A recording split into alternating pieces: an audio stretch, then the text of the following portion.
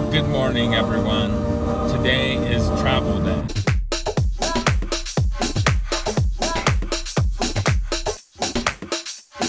The best way to get through a travel day, especially the type of day I'm going to have, is to do it by steps.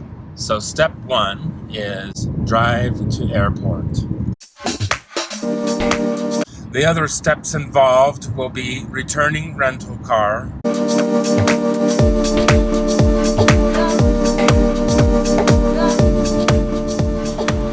I'm a really big believer in traveling. If you can't put it on your back, don't take it with you.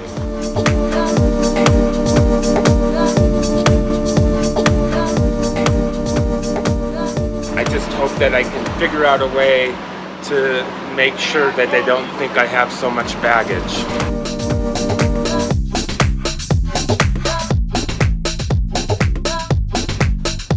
To not freak out, I've allowed myself plenty of time to get checked in.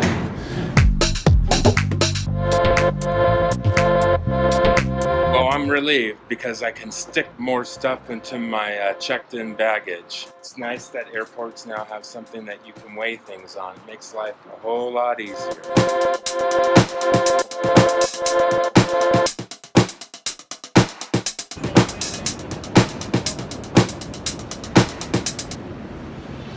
Airports are always busy. I found out this morning that I was only allowed one bag as check-in, so it cost me $100 to get the other one in. Traveling, as you know, is always full of a little bit of anxiety and stress, and sure, you make your connections and everything. And I've learned over the course of 195 years or so that the best way to travel is to be organized. And that's really hard for someone that doesn't live an organized life. I'm pretty zen. And then I treated myself to Economy Plus for another $152, just for some extra leg room, and I got a seat where no one is in front of me, which I like a lot, because usually I notice I always am sitting behind someone that reclines all the way back. It's very discourteous when someone in front of you just pushes their button and just lays as flat as they can, and they don't even look behind you to make sure that they're not getting into your space. But you know, that's the way it is. So I have plenty of time here. I wanted to just calm myself, catch a breath. I'm trying this whole new approach, especially with doing videos, to get to kind of a zen place, do a little bit of meditation. I want an Egg McMuffin. So here we go. First leg of the trip, going from Denver to Washington Dolls. We got through security with a minimum of fuss, and now we're gonna get on a tram to get to the right concourse.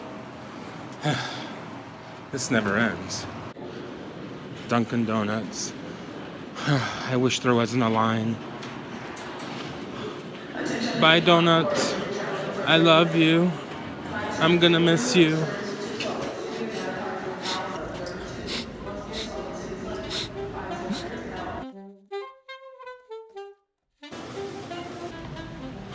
One of life's most embarrassing moments is realizing that after security, you forgot to put your belt back on.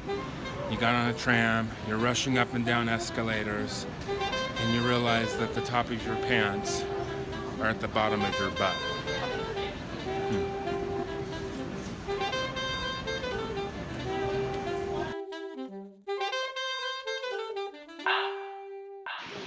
However, one of the saving graces of that is now that I have to go pee, my pants are already down.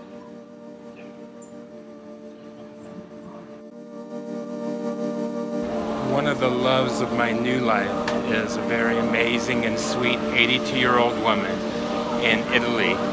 And I always make sure I try to keep her happy when I travel back to the United States. So Mary, this one's for you. we are gonna get your nuts and chews. See's candy is the best. This is gonna probably cost me a fortune, a fortune, a fortune. Nuts and chews, a fortune.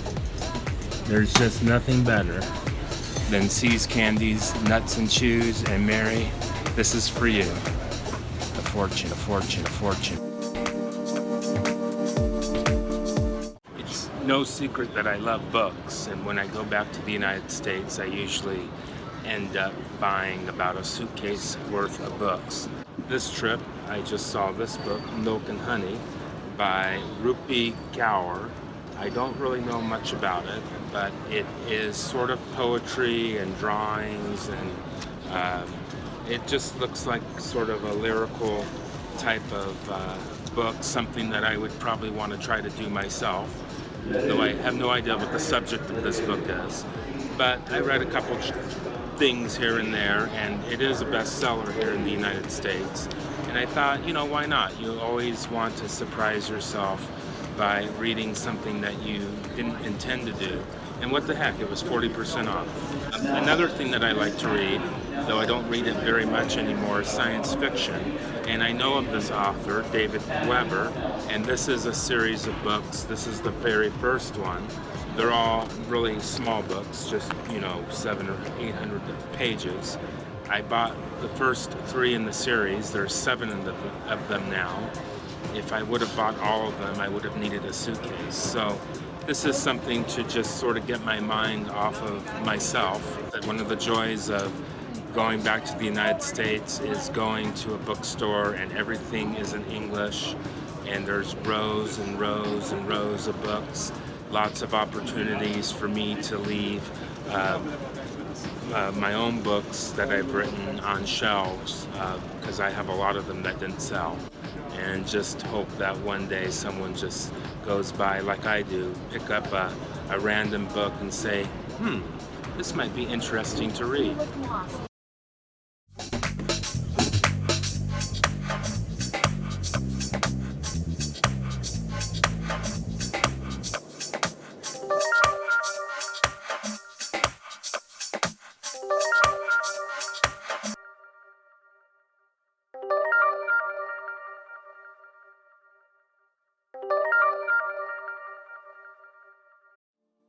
Well, we made it to Washington, D.C., and now I just have to wait for a couple of hours for my connecting flight. I know that we're in the middle of a democracy when they're selling tin cans of cookies with some of our greatest leaders of our country on them. I have to decide if this is something that I want.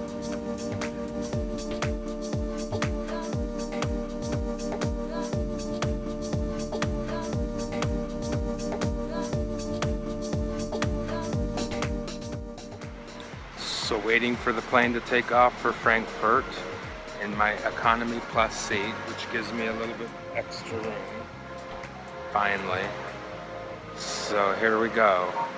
Washington, D.C. to Frankfurt, Germany. I think it's in Germany. I asked my doctor for some Xanax before my trip. And he said, but Jay, you're not depressed. And I said, look at my stomach. So then he said, okay, I'll give you some. Well, I thought it was sort of depressing when I looked at my stomach.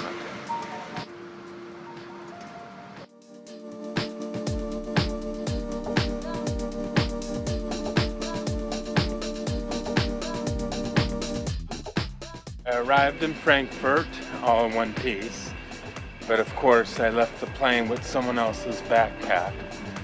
So that was a near disaster, since all my camera gear and computer gear is in my backpack. And if I had lost all that, my career as a photographer and a YouTube sensation would have been cut short. So I guess the lesson is, I don't have a lesson. I just did something stupid. But it's in the past. I have my stuff, and I'm on my way through half of Germany at this airport to get to my gate and get on a plane to Venice.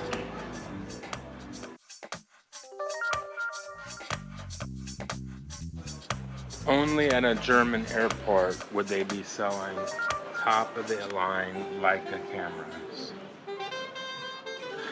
Yes, those are the prices in euros. Without lenses. Please subscribe to my YouTube channel. I really, really want one.